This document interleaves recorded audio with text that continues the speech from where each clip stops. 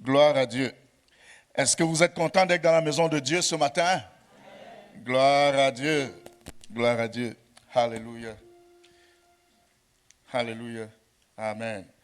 Alors donc, je voudrais parler d'un sujet qui me passionne. Non seulement c'est un sujet qui me passionne, mais c'est quelque chose, vous savez, chez nous à la maison, tous les soirs, on a un moment de dévotion que nous faisons à la maison, tout le monde. Et à chaque fois, on lit une petite portion de la parole de Dieu. Et nous sommes rendus dans l'évangile de Jean. Et on a lu, je pense, la semaine dernière, on était dans Jean chapitre 15. Et quand on lisait Jean chapitre 15, c'est de là où le Seigneur a attiré mon attention, particulièrement sur un verset dont nous allons parler ce matin. J'avoue que Jean, dans son évangile, il est vraiment différent des autres évangiles, particulièrement quand on parle des évangiles synoptiques, dont les trois autres, qui ont tendance à s'agresser aux Juifs, mais on a comme l'impression que Jean, lui, il s'agresse aux autres. Il fonde son évangile sur l'amour, car Dieu a tant aimé le monde qu'il a donné son Fils unique, afin que quiconque croit en lui ne périsse point. Et tout ce qu'il développe, c'est de nous donner de comprendre en tant qu'individu l'amour que Dieu a pour nous et comment est-ce que Dieu...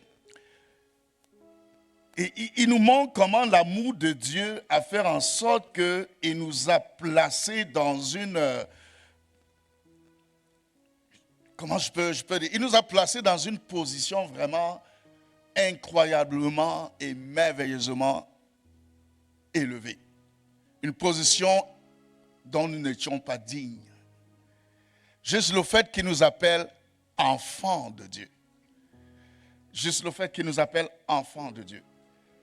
Mais ça, c'est basé sur l'amour de Dieu. Et Jean développe l'amour de Dieu. Il développe énormément sur l'amour de Dieu.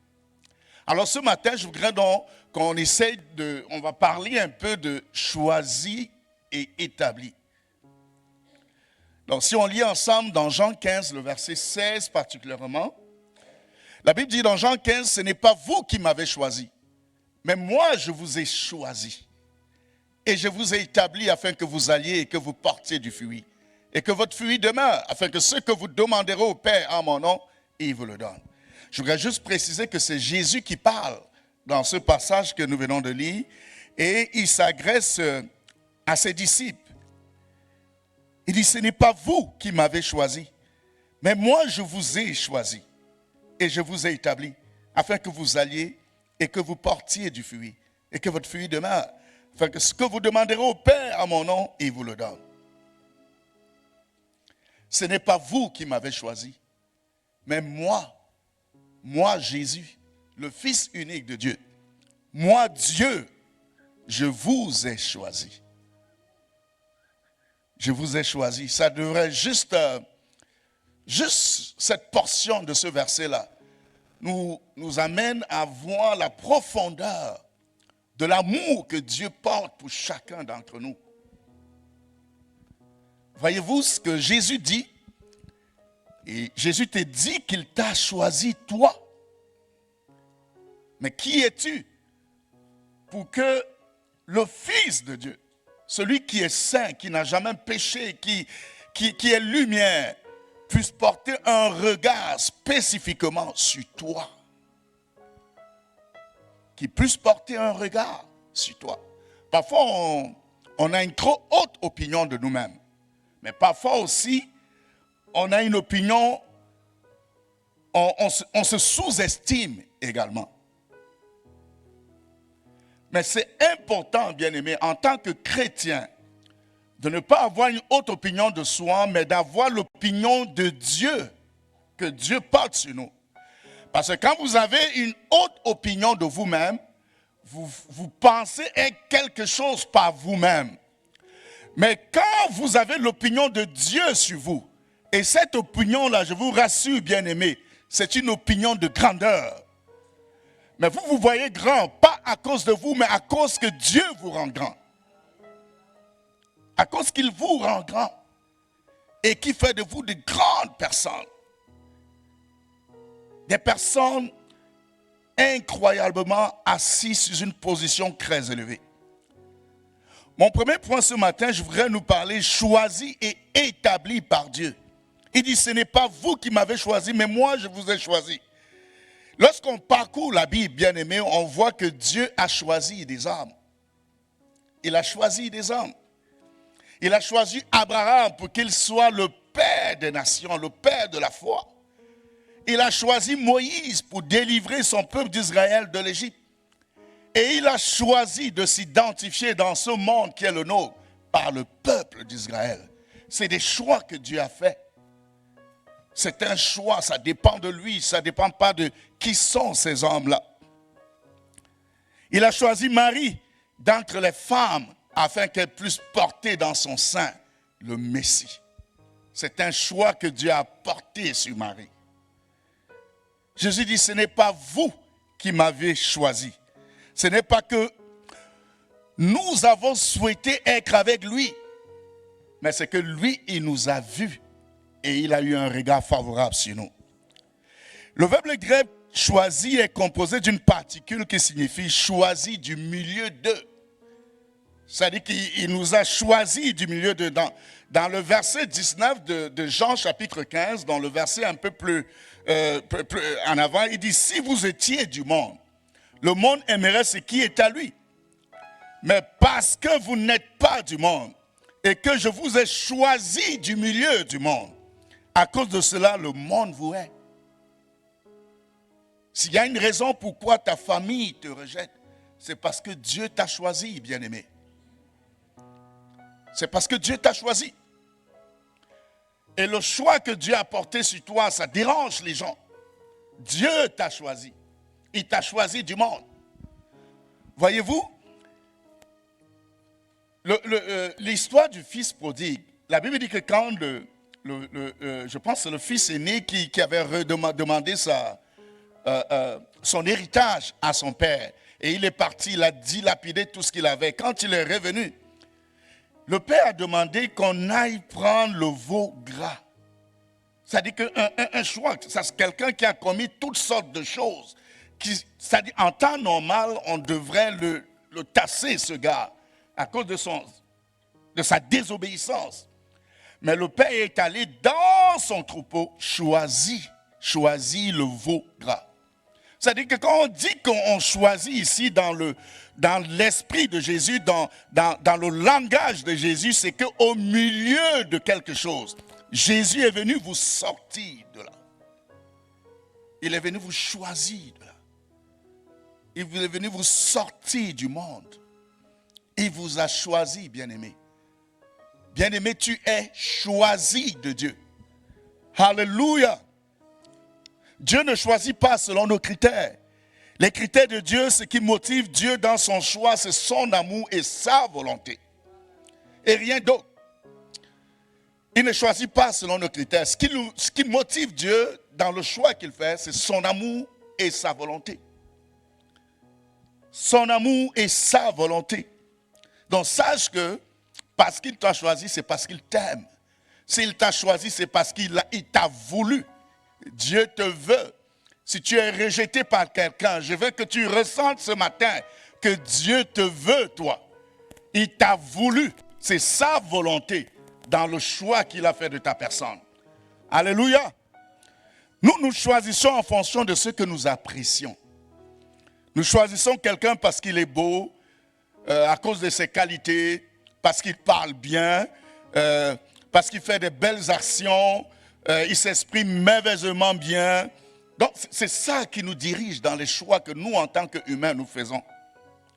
Dieu ne nous aime pas parce que nous sommes beaux, bien-aimés. Mais il nous aime parce qu'il nous aime. Et parce qu'il veut nous aimer. Alléluia. Tu es choisi par Dieu. Tu es choisi par Dieu. Regardons un peu le choix qu'il a fait de David pour être le roi d'Israël. La Bible dit que quand le prophète Samuel, parce que Dieu a demandé au prophète Samuel d'aller dans la maison d'Isaïe et de oindre un de ses fils. Mais Dieu ne lui a pas dit lequel. Et le prophète arrive dans la maison d'Isaïe, le père de David, Et il dit, fais venir tous tes fils. Il est venu avec 7 de ses fils. Il n'est même pas venu avec David. Parce que pour lui, David n'était pas digne. David ne méritait pas ce poste. David était trop jeune pour être le roi d'Israël. Quand il a vu le premier fils qui s'est avancé, il a vu sa corpulence, sa taille, sa forme. Et il s'est dit, je parle du prophète. Le prophète, c'est celui qui parle de la part de Dieu. Il s'est dit, certainement, c'est celui-ci que Dieu a choisi. Et Dieu lui dit, non, c'est pas lui. Parce que les critères dans lesquels tu te bases pour choisir, ce n'est pas les mêmes critères sur lesquels moi je me base. Et il a fait passer tous les 7 fils. Et Dieu a dit, non, c'est personne. À un moment donné, le prophète lui-même, il est confus. Tu m'as dit de venir dans la maison d'Isaïe. Mais il m'a amené tous ses fils. Et tu dis que non, c'est aucun de ceux-là. Et puis il dit au père d'Isaïe, est-ce que c'est cela tous tes fils? Il dit, non, il y a un là. Il y a un là, il est derrière là, il veille sur le troupeau. Il lui dit, mais il faut que tu le fasses venir, c'est lui qui sera le roi d'Israël. Il faut que tu le fasses venir. Bien-aimé, si tu pouvais ressentir l'amour de Dieu sur toi ce matin, par le fait qu'il t'a choisi. Il t'a choisi. Merci Seigneur parce que tu m'aimes et que tu as voulu m'aimer. Alléluia. Alléluia. Dieu nous a choisis pour lui appartenir, bien-aimés. Dans le psaume 100 au verset 3, il dit, sachez que l'Éternel est Dieu. C'est lui qui nous a fait. Et nous lui appartenons. Nous sommes son peuple et le troupeau de son pâturage. Il nous a choisis pour qu'on lui appartienne. Totalement.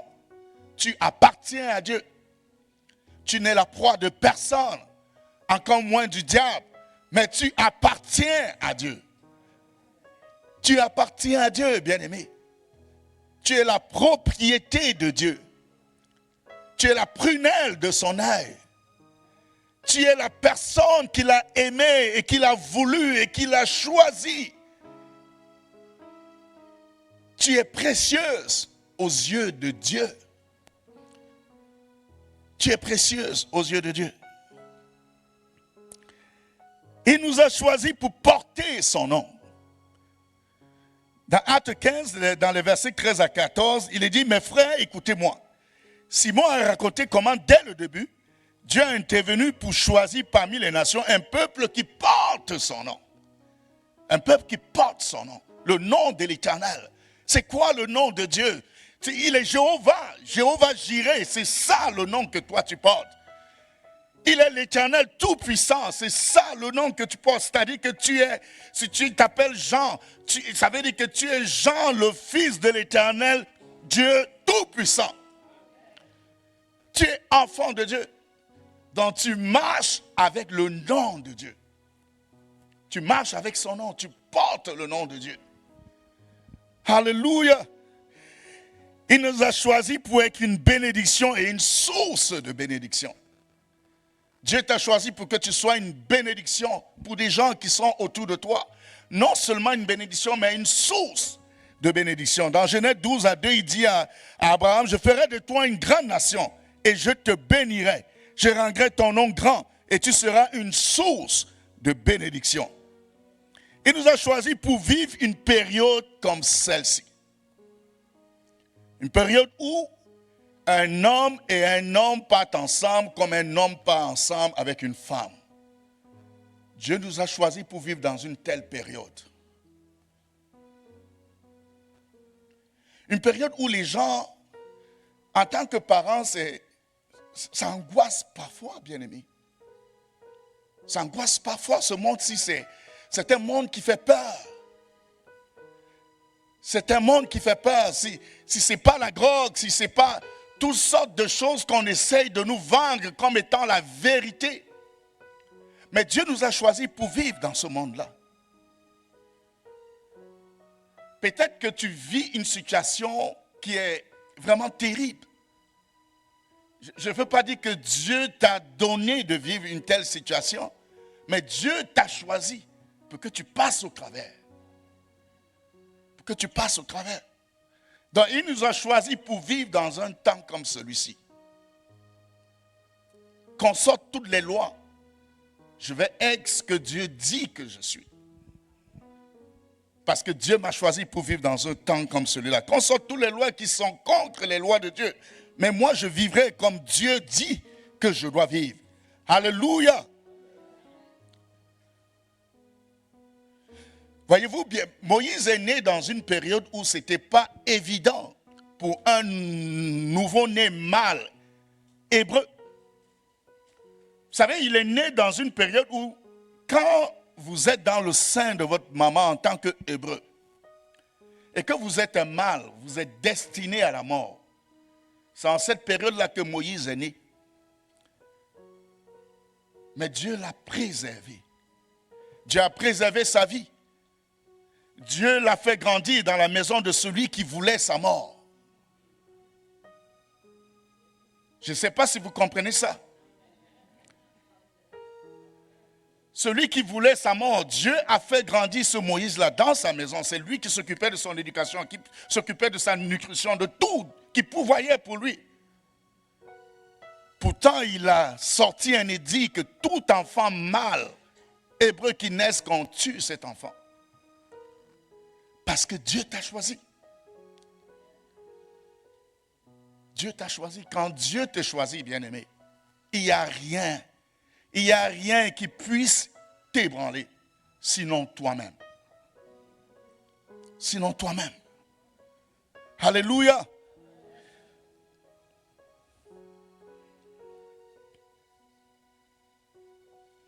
Il dit à Jérémie, avant que tu ne sois conçu dans le sein de ta maman, je te connaissais et t'avais établi prophète des nations.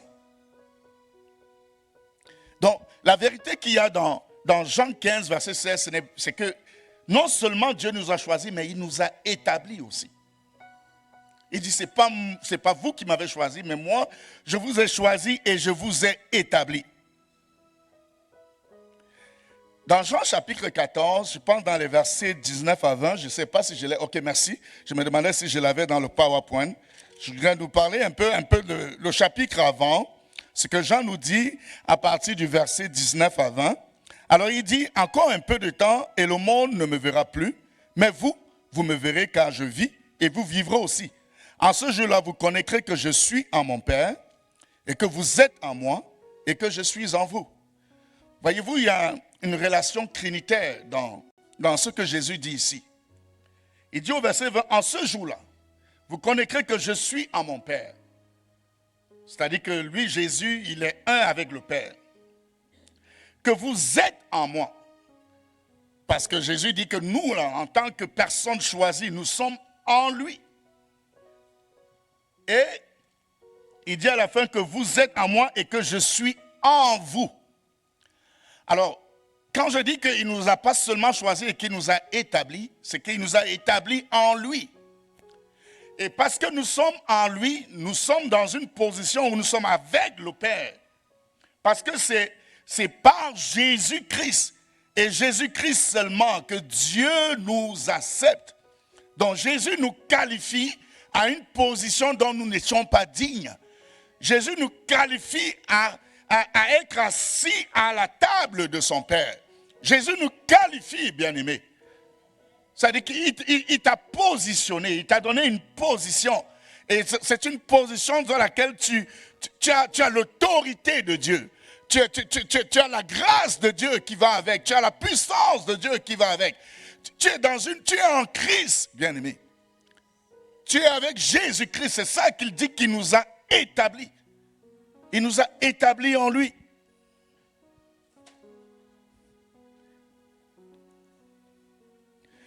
Nous sommes et valons plus que ce que nous pensons.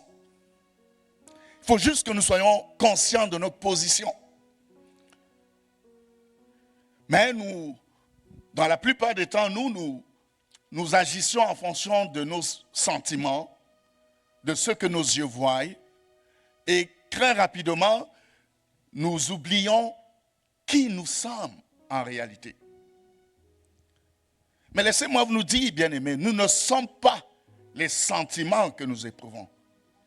La réalité, c'est ce que Dieu dit qui nous sommes. C'est ça qui est réel pour nous.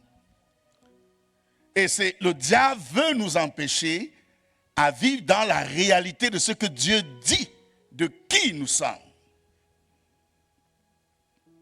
Le naturel et le physique, les choses que nous ressentons, les émotions et toutes ces choses que nous voyons, ce sont des circonstances du moment. C'est des circonstances du moment. Ça vient et ça part. Mais la parole de Dieu, ce que Dieu déclare de toi, elle est permanente, elle est éternelle, elle ne change pas.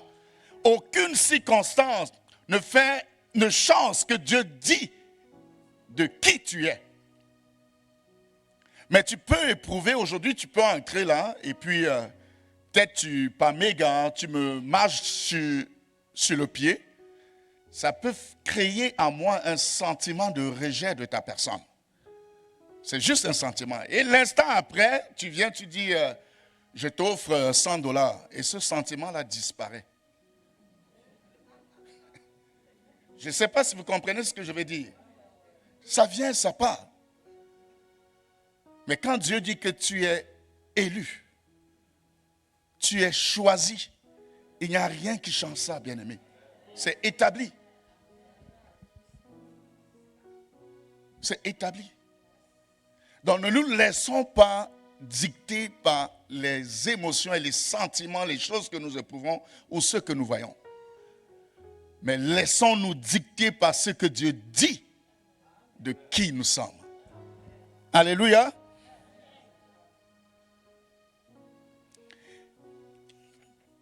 Je voudrais qu'on lise un peu dans Juge chapitre 6, les versets 11 à 16. Je voudrais qu'on examine un peu cette histoire, la rencontre de Gédéon avec Dieu. Il y a quand même beaucoup de bénédictions là-dedans que nous allons voir ensemble. Donc dans Juge chapitre 6, je pense que c'est juste avant Samuel, si je ne me trompe pas.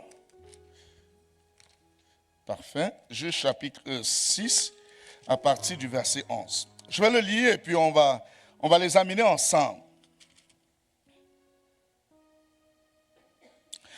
Mais permettez-moi, non, je vais le lire d'abord avant. Alors dans Juge chapitre 6, à partir du verset 11, la Bible dit, tu écouteras ce qu'ils diront.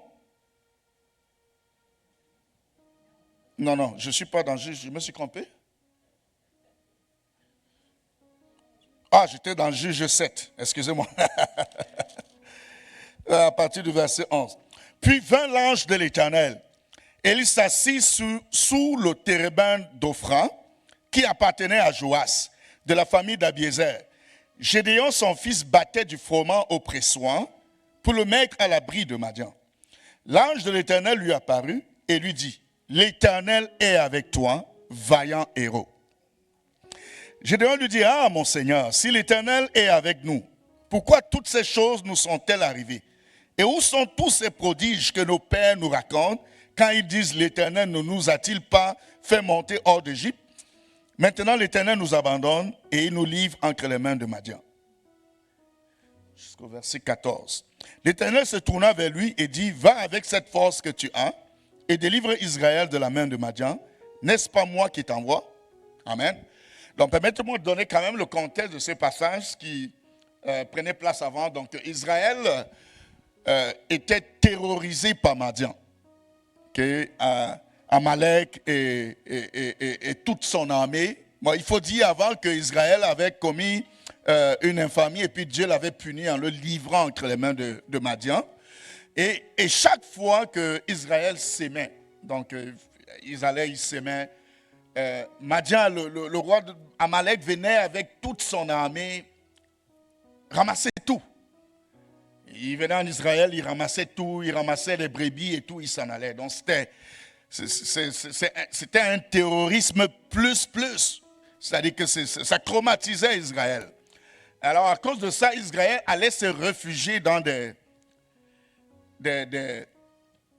forteresses. C'est-à-dire que pour se protéger, Israël était dans la peur et tout. Donc ils allaient se réfugier sous des rochers fortifiés. Et c'est dans ce contexte-là que Dieu apparaît à Gédéon au travers de l'ange. Et je vais revenir là-dessus pour que nous voyons. Puis vint l'ange de l'Éternel et il s'assit sous le térébin de Phra qui appartenait à Joas, de la famille d'Abiézer. Gédéon, son fils, battait du froment au pressoir pour le mettre à l'abri de Madian. Donc, le froment, c'est du blé. Donc, vous savez, on bat du blé, généralement, on le bat à l'air libre pour crier du blé et tout. Mais lui, c'était vraiment dans le froment. Donc, ça dit déjà tout, la peur, l'état de peur dans lequel il était. C'était dans le pressoir, tant pour moi.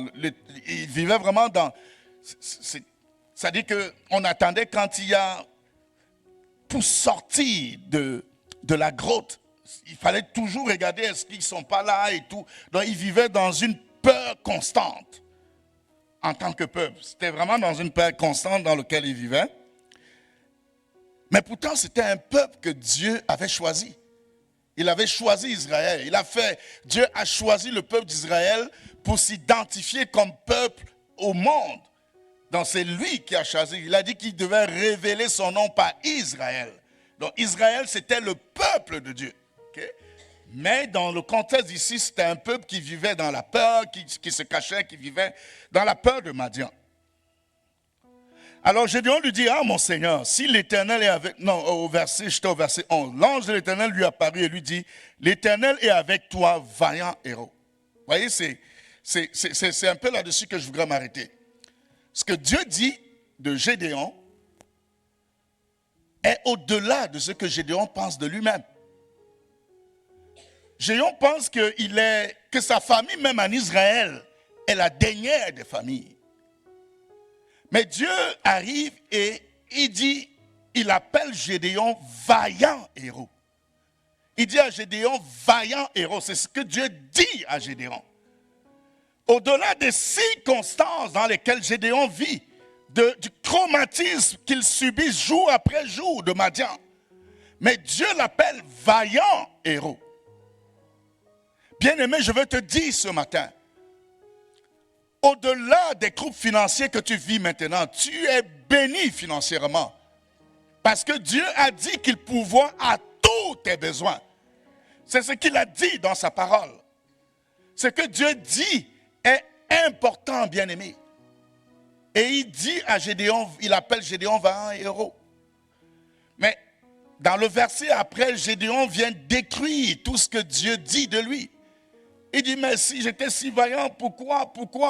Donc il doute, il remet en question ce que Dieu dit de lui. Il est en d'autres termes, il dit à Dieu, je ne crois pas à ce que tu dis. Et c'est dans cette attitude que nous, la plupart des temps, nous vivons. Nous lisons la Bible et nous voyons les déclarations que Dieu fait à notre égard. Mais la façon dont nous parlons, la façon dont nous nous comportons vient en contradiction avec ce que Dieu dit de nous, bien-aimés. Ça vient en contradiction. On est en train de dire à Dieu, non, ce que tu dis là, on n'y croit pas absolument.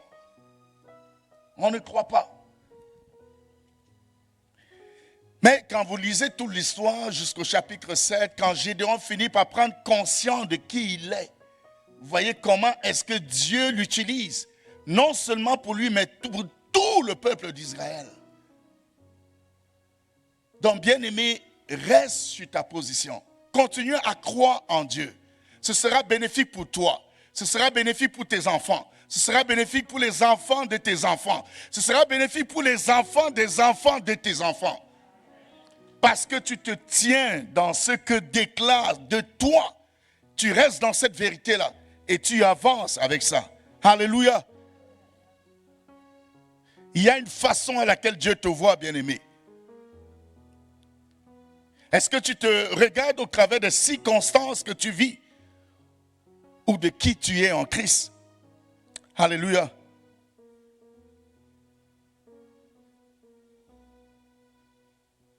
Donc lorsque ce que tes yeux voient semble te convaincre que tu ne vaux rien et que tu es absolument bon à rien, lève les yeux vers l'Éternel.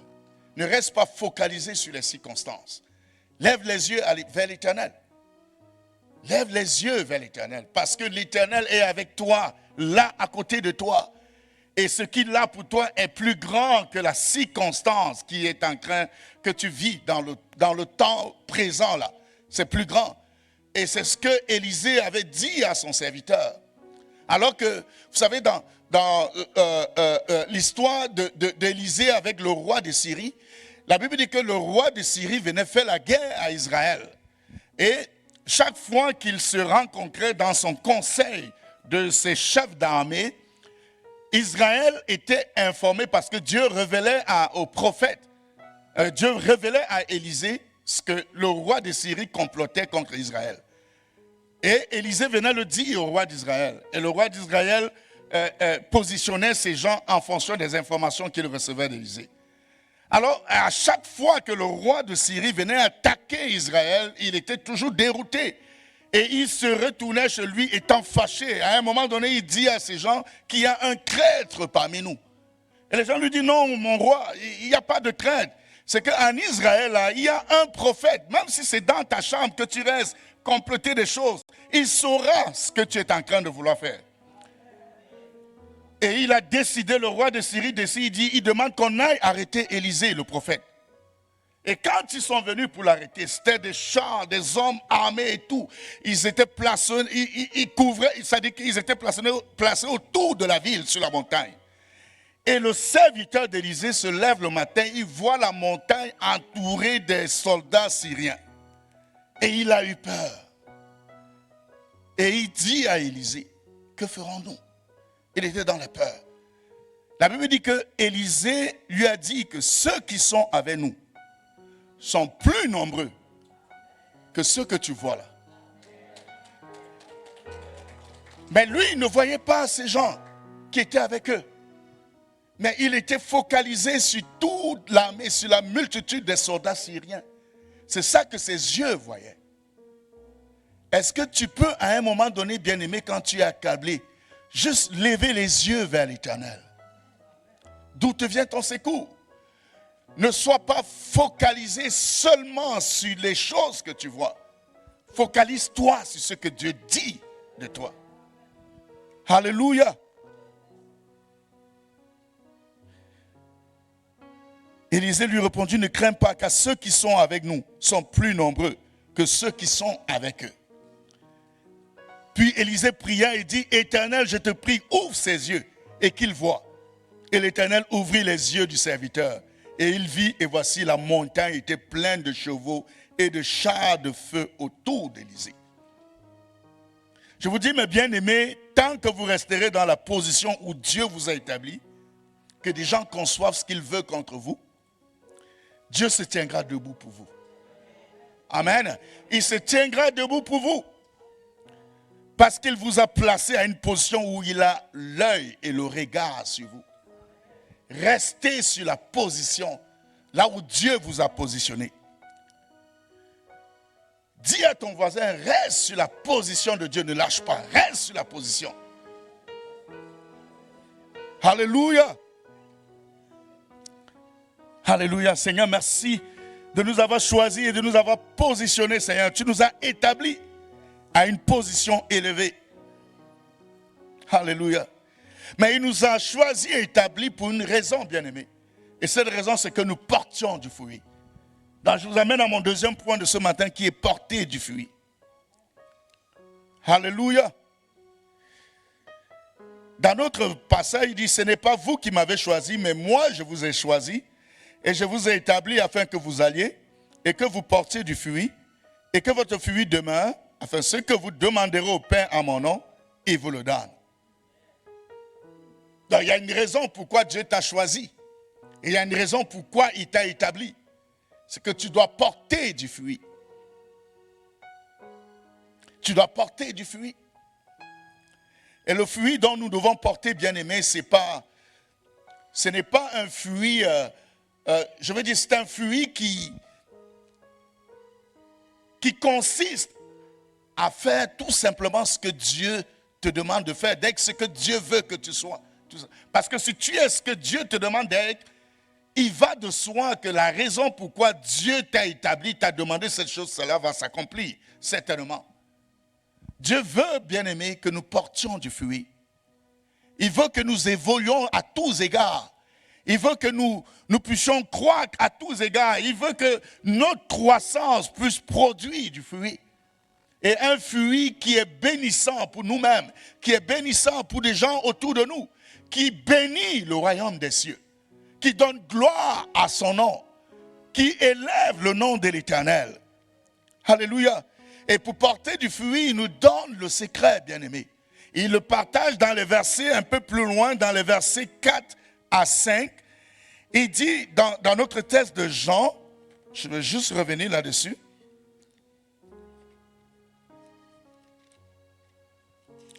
À partir du verset 4, il dit, demeurez en moi et je demeurerai en vous. Comme le sarment ne peut de lui-même porter du fruit s'il ne demeure attaché au cep. Ainsi vous ne le pouvez non plus si vous ne demeurez en moi. Je suis le cep, vous êtes les sarments. Celui qui demeure en moi et en qui je demeure porte beaucoup de fruits. Au verset 7, si vous demeurez en moi et que mes paroles demeurent en vous, demandez ce que vous voudrez et cela vous sera accordé. Donc voilà ce que Dieu dit. Il dit demeurez en moi. Il prend l'image d'un plant de vigne. Et il parle du cep, il parle du sarment et des fruits. Le cep, c'est un peu, c'est comme le tronc d'un arbre.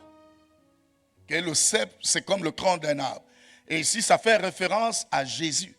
Le vigneron, c'est le propriétaire de la vigne. C'est-à-dire, c'est Dieu, comme je disais tout à l'heure, que nous appartenons à Dieu. Dieu est le propriétaire de notre vigne. Donc, le vigneron, c'est lui qui est le propriétaire. Et le cep, ce n'est pas le cep que les éléments nutritifs qui permettent aux sarments qui sont des branches, qui permettent aux sarments de porter du fruit. Alors, si le sarment, il est détaché du cep, c'est-à-dire que s'il est détaché du cep, ça veut dire qu'il a quitté sa position. Donc, il vit sans être là où Dieu a voulu qu'il soit pour porter du fruit. Donc, il s'est détaché de sa position. Mais le sarment ne va jamais porter du fruit parce qu'il ne reçoit pas du cep les éléments qu'il faut pour porter du fruit. Le vigneron, lui, va prendre soin de la vigne. Il va donner tous les éléments qu'il va arroser la vigne. Mais il ne suffit pas juste qu'il arrose. Il faut que l'eau qu'il verse là, ça permet au cep de tirer des ressources qui vont monter jusqu'au sarment et permettre au sarment d'avoir un bon feuillage et de produire, de donner des fruits. Donc, ce que Jésus est en train de dire là, bien-aimé, c'est que nous serons incapables de produire un fruit qui est digne de Dieu si nous sommes détachés de lui, si nous ne sommes pas connectés à lui. Il nous a choisis, c'est vrai. Il nous a établis, c'est vrai. Mais à partir du moment où nous nous déconnectons de lui, on sera incapable de produire le fruit de Dieu. Le fruit dont Dieu attend. Tout simplement parce que nous sommes déconnectés de Jésus. Nous ne sommes plus reliés au cep. Nous sommes des sarments qui essayent par eux-mêmes à produire le fruit que Dieu attend. Mais il est impossible à un homme de faire les œuvres de Dieu par lui-même. Parce que ce sont les choses de Dieu. Et c'est par la vertu de Dieu qu'on est capable de pouvoir les produire. Alléluia. Donc, bien-aimé, reste connecté à Jésus. Reste connecté à Jésus. Dis-le à ton voisin. Reste connecté à Jésus. Reste connecté à Jésus. Reste connecté, bien-aimé. Il t'a choisi, il t'a établi, tu es en lui, mais reste à cette position. Reste à cette position. Ne laisse pas quelque chose venir t'ébranler de cette position. Reste à cette position. Si vous demeurez en moi et que mes paroles demeurent en vous, demandez ce que vous voudrez et cela vous sera accordé. C'est ce que Jésus dit. Si vous demeurez en moi et que mes paroles demeurent en vous, les paroles de Jésus, ça sera toujours ses paroles. C'est-à-dire que ce qu'il dit de toi, ce qu'il dit, ce qu'il veut que tu fasses, si tu y restes, si ces paroles-là demeurent en toi, peu importe ce que tu lui demandes, il te l'accordera. C'est ce qu'il dit dans sa parole. Alléluia. On a juste une seule chose à faire, c'est de rester connecté, bien-aimé. Je veux juste rester à cette position-là. Et on ne reste pas à cette position juste en déclarant que je reste à cette position. Voyez-vous, il y a des choses que vous deviez faire. Comme méditer la parole de Dieu. Tous les jours. Dans Josué 1:8, il dit que ce livre de la loi ne s'éloigne point de ta bouche. Médite-le jour et nuit afin d'agir fidèlement selon tout ce qui est écrit. Car c'est alors que tu auras du succès dans toutes tes entreprises. La parole de Dieu, bien-aimé. Il dit que si vous gardez mes commandements, si vous demeurez en moi et que mes paroles demeurent en vous, la parole de Dieu sera toujours la parole de Dieu. Médite la parole de Dieu tous les jours. Imprègne-toi de la parole de Dieu pour que tu saches ce que Dieu attend de toi, ce que Dieu veut que tu fasses, ce que Dieu dit de toi. Il faut que tu médites la parole de Dieu tous les jours. Tous les jours. Je me force de le faire tous les jours. Et je nous encourage, bien-aimés, faites-le tous les jours. Vous allez vous surprendre quand vous allez méditer la parole de Dieu. Vous serez surpris par le résultat. Vous serez surpris par la façon dont vous parlez aux gens. Vous serez surpris par les gestes que vous posez. Parce que ce sera toujours empreint de la parole de Dieu. Parce que vous l'avez en vous. Ça sera toujours la parole de Dieu qui sortira dans toutes vos actions. Les gens seront surpris au boulot, alors qu'ils vont compléter contre vous, mais vous serez toujours en train de les aimer. Ça, le monde ne peut pas comprendre ça. Mais c'est les choses que Dieu fait quand on est connecté à lui. Alléluia.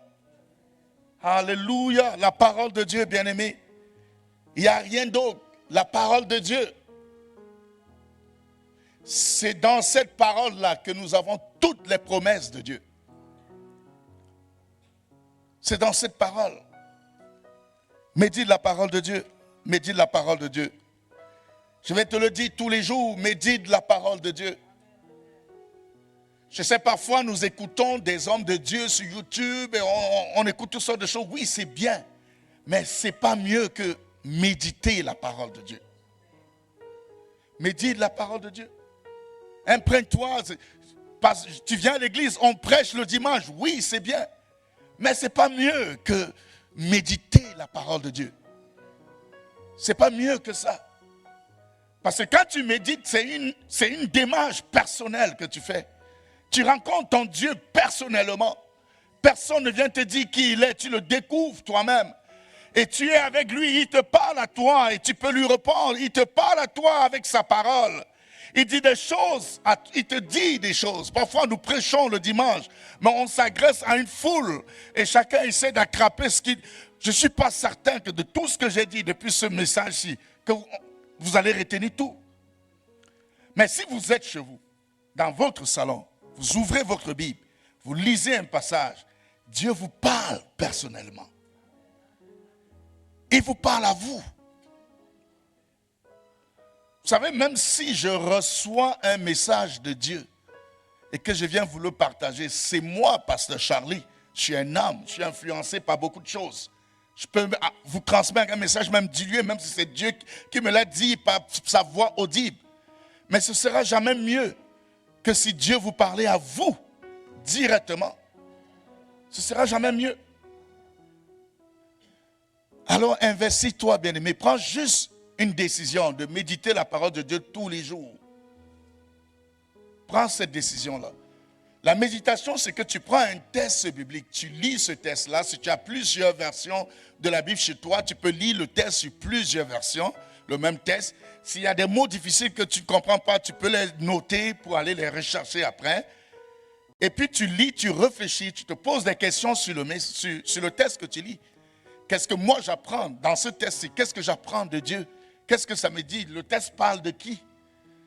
Est-ce que ce que le texte dit là, ça veut dire quoi pour moi aujourd'hui, dans ma situation actuelle? Qu'est-ce que ça veut dire?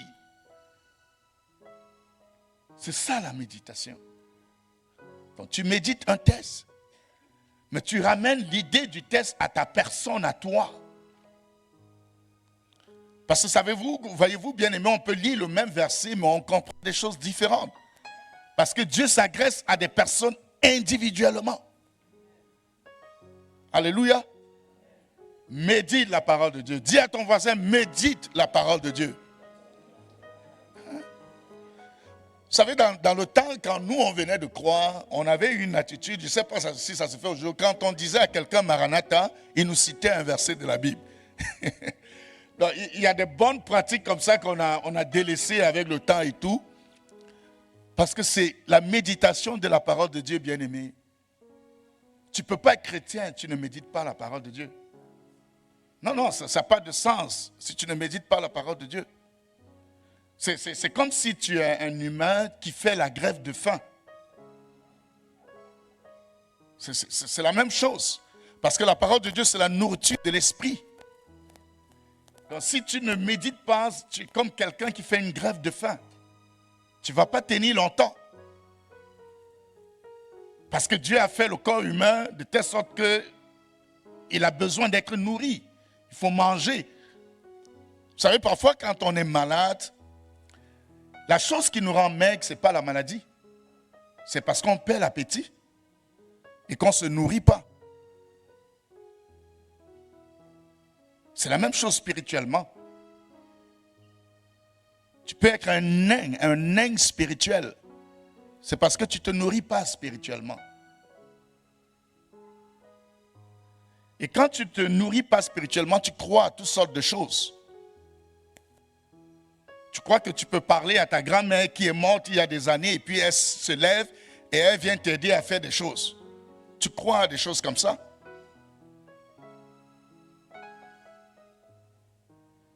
La Bible dit qu'il est réservé à un homme de mourir une seule fois. Après quoi vient le jugement. Crois à la parole de Dieu. Mais pour la croire, il faut que tu la connaisses. Amen. Gloire à Dieu. Je vais inviter nos musiciens qui peuvent avancer alors que nous allons dans le mot de la fin.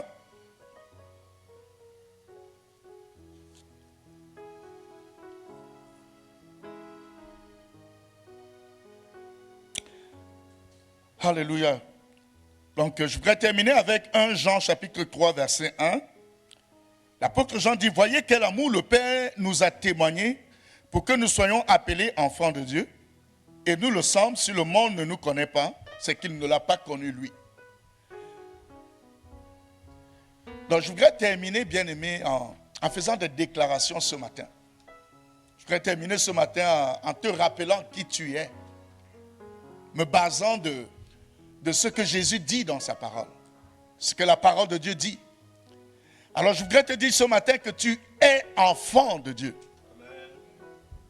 Tu es enfant de Dieu. Tu es la paix avec Dieu. Et tu es en paix avec Dieu. Amen. Tu es réconcilié avec Dieu, bien-aimé. Tu es réconcilié à Dieu. Tu es réconcilié à Dieu. Tu n'es pas condamné, bien-aimé. La Bible dit qu'il n'y a aucune condamnation pour ceux qui sont en Christ. Tu n'es pas condamné par Dieu. Tu es aimé de Dieu. Tu as été justifié en Christ. Tu es la justice de Dieu. C'est-à-dire que Dieu a pris la justice qui est sur Jésus et il l'a mis sur toi. Tu es co-héritier de Dieu avec Jésus-Christ. Tu es ambassadeur de Christ. Tu es pardonné, bien-aimé. Tu es le temple de Dieu. Tu es le sel de la terre et la lumière du monde. Tu es membre du corps de Christ. Tu es saint. Tu es saint. Jésus t'a sanctifié. Et tu partages les desseins de Dieu. Tu es sanctifié, bien-aimé. Tu es membre de la race élue. Tu fais partie du peuple choisi. Alléluia. Tu es choisi par Dieu. Au-dessus de tout, bien-aimé, tu es libre en Christ. Tu es libre en Christ. Alléluia. Est-ce qu'on peut juste se lever ce matin, bien-aimé? Alléluia. Merci Jésus.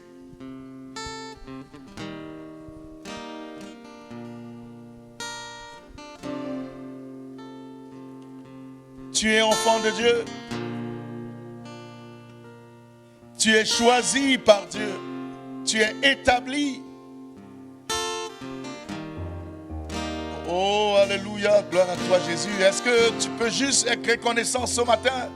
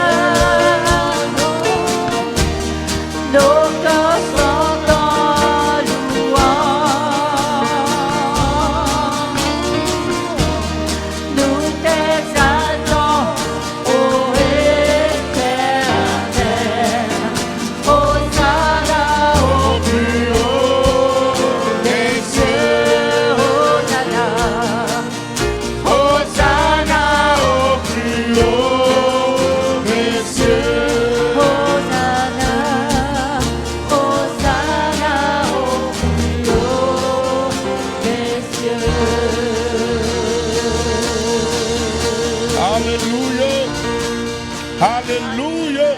Gloire à Dieu. Alléluia. Amen. Bien-aimés, on va s'asseoir juste pour 2 minutes, s'il vous plaît. Je vais inviter Louise. On peut fermer le Facebook.